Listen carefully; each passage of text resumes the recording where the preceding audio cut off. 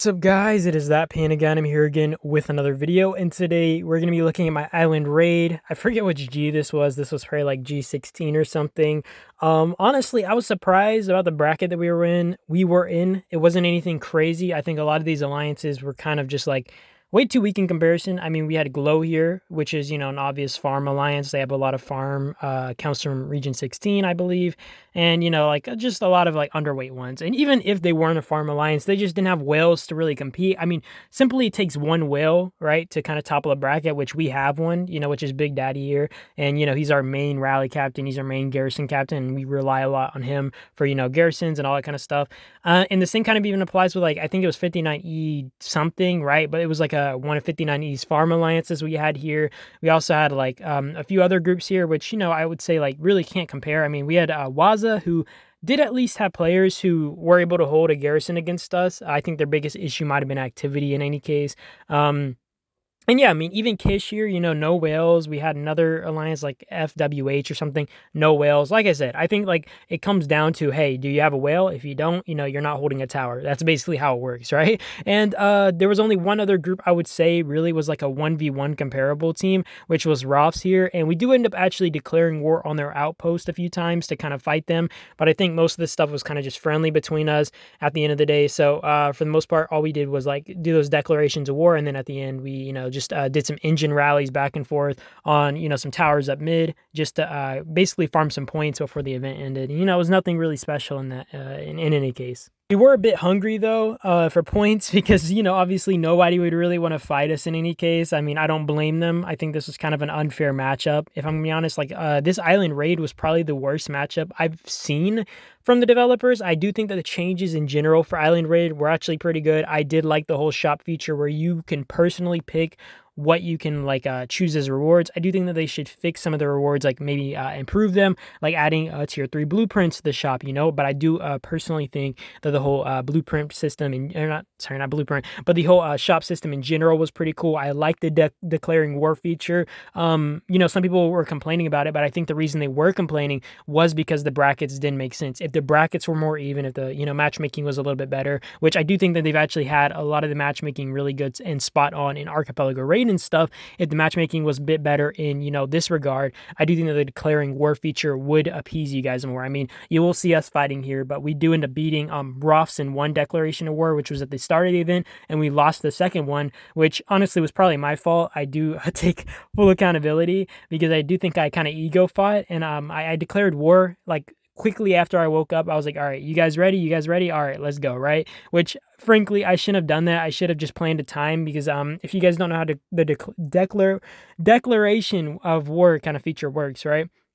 You basically can declare war. You can drop a helipad, which, is supposed to incinerate after the battle period. It was bugged out at the end of the day, which, shouldn't be the next time. I imagine they would like fix this bug. But basically, you can, build a helipad, which is temporary. You have 10 minutes of preparation before the actual fight begins, which is, I assume, mainly to get your enemy in place and be able to, kind of get prepared to garrison and all that kind of stuff, and not just like get surprise attack. And then you have 30 minutes of actual war itself. So all you have to do is beat the outpost one time, and if you can beat the outpost, you raid 90,000 coins from it, which was kind of our goal here.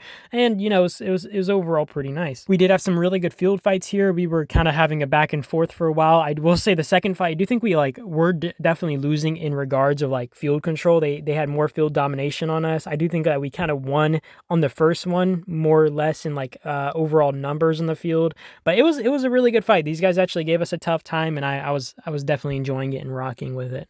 But yeah, outside of the actual declaration of war feature, we thought there was going to be no action, which kind of sucked because we allied Waza, and the reason we allied was not even just so like we wouldn't fight them. We just kind of wanted, originally we actually planned to fight Ross, but things didn't really turn out like that. They seemed like more friendly than we anticipated, and they were like kind of more like, oh, you want to just, have some friendly fights or whatever the case. It was just like super friendly. So I was like, well, I don't want to be a dickhead and, start fighting them in any case, especially when like the bracket's kind of just straightforward at the end of the day anyways. So I just wasn't really going to go out of my way to take their level 7 or anything, especially given they had already fought us this hard. I kind of like respect an opponent like this who can put up a really good fight, you know what I mean? And like they did show up, gave us some good points, which is what we were kind of aiming for. So I did think it would be really disrespectful to actually try to take their level 7, even if we maybe would have lost, even if we would have won. I just thought it was kind of a, dickhead move. So I didn't really want to go for it. And basically what ended up happening is we end up connecting to level 7, and I'll kind of explain how the things went as far as that goes. So we did kind of shake hands with Waza at the start of the event. There was no really agreement on who got the level 8, which, probably should have been the case, but, there was no agreement on it. And from what the leader actually had told us, because he had messaged after the fact, after the whole like fight actually happened, because we did end up fighting over this. He messaged, and in the R4 chat is, and I actually do show this in this video.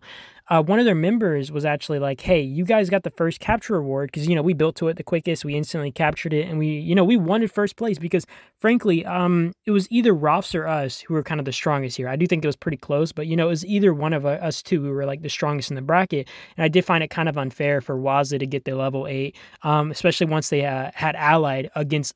They had allied us and Rolfs, who are both the strongest teams, and I was like, they're kind of taking the easy route. It kind of seems unfair if they just get the level 8 for free, especially since we do think that we could beat them in a 1v1. And I was like, dude, we're obviously stronger in my opinion, so it would just be like stupid, right? But there was no agreement, so it also didn't make sense for us to just like agree to give it up. But they were like, "Hey, empty the level 8. We're coming to take it. You guys got the first capture."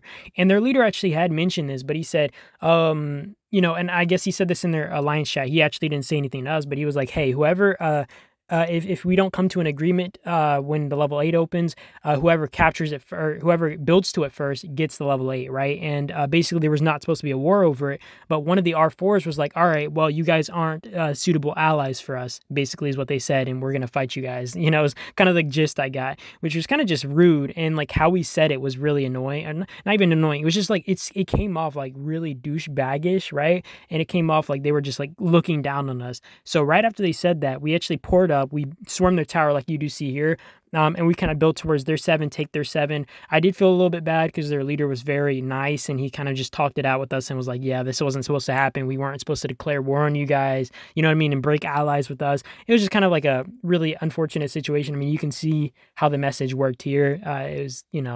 It was, it was an unfortunate situation all around. I didn't really want to fight these guys.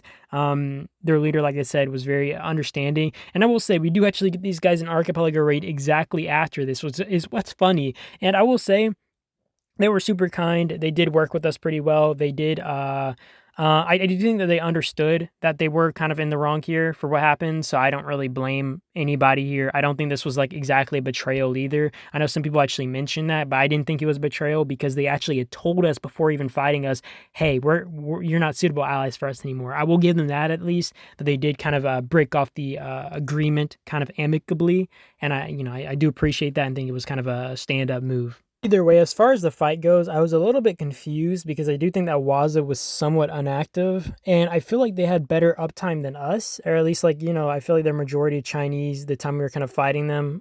This should be around the time they're online, and maybe it was a little bit earlier for them. It was still around like, I don't know, maybe 8 o'clock or something that this fight broke out for me, right? Which, I imagine would be kind of like a earlier day for them. So I was expecting them to kind of be more active here. And some of it might have just been attributed to like this not being worth it. We were kind of just swarming out their towers with like rallies.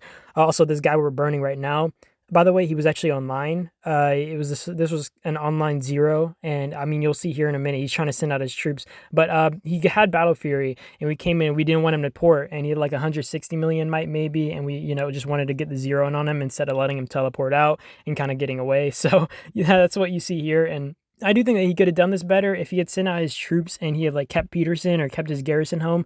Like that's one issue people make. Also, he had a ton of resources, so we were looting him as much as we could before he teleported out. Because he was like spamming, I believe, like he was spamming a teleport, and he finally got one off. So, unfortunately, we didn't get to loot it to the best of our abilities. Also, we were trying to directly burn the tower that was connected to level 7. They actually defended it pretty hard. I think it was mainly a few players, like mainly their whales defending it, and we just weren't able to get the burn on it. We were trying to swarm with the rally. Our rally was like not even being reinforced really well, so it was kind of annoying, and we ended up having to build around, which, I think we had 3 competent garrisons, so we were able to kind of just hold down 3 towers and then go in the offensive once we connected to level 7, because we were completely controlling the field, meaning that they would have absolutely no way of really defending the level 7 without without either field controlling, or in this case, what they ended up doing is they had a bunch of their main fighters kind of spam garrisoning it to kind of keep it full as long as possible, because, it's super hard to kill out their march before it arrives, especially a rider garrison. Since, rider troops are obviously the fastest, they were able to just kind of slip through us really quickly, and it was just like really annoying. But I mean, they did start picking up the field action. I mean, you do see here a little bit, but they do end up kind of fighting us down below. And one of my R4s, Kaz, he actually does have a video up that he posted of this battle, and it's a little bit slower. So if you do end up wanting to watch that, I will post it in I will post it in probably the comment section or something for anybody who's kind of interested in watching that. Because I know I do end up speeding a lot of this footage up, and a lot of it is just because I have so much footage, and I like to go through a lot of this, like really quickly. I don't want to make these videos too long. I try not to make it into too many series or whatever. I also know I've been asked to like slow down my videos, so what I do plan to do is, if I do have like a really long series, I will just spread out into more videos or whatever. I mean, I guess people don't really mind as long as the video is kind of solid quality or whatever. So I'll try to do that more. But yeah, he does have a little bit more of the kind of action in its slower mode. So you do get to see a little bit from, I guess, his perspective or whatever. But either way, I'll let you guys watch that and be the judge of how good the fight was. We did swarm out a lot of these rallies. I think we just had like overwhelming field presence to the point where they weren't able to really do much. They do try to make a really hard push on this rider garrison. I mean, you'll see we saw them starting to gather up on the field down here, so we massively teleported because we kind of suspected a big push, which is exactly what they did. They even tried to swarm the tower out, I believe, at some point with the rally, which, we end up smacking out. But I mean, look at this, dude. This is the field fights you were expecting before. We had already burnt out a lot of our players fighting Roths, and even if it wasn't a burnout, we didn't expect them to really push back. So we were kind of holding off on healing too much because, obviously we're also we also have AR around the corner, and we know there's like a free percent of your troops healed after this event. So we were trying to make sure we were minimizing how much we needed to heal while maximizing, I guess, our kill efficiency here. But I mean, you do see here, we were kind of having a little bit of trouble in the field. A little bit is actually an understatement. They were giving us some really big pushback, but we did end up winning this encounter, did push them back. And, we won this overall. Either way, this was a pretty crazy fight in that regard. We do end up trying to go for their outpost here. We failed the first rally. We weren't even getting proper fillers. This is like the big issue with like a rider garrison especially. We're main range focused. So these rider garrisons are like our kryptonite in a sort of way, right?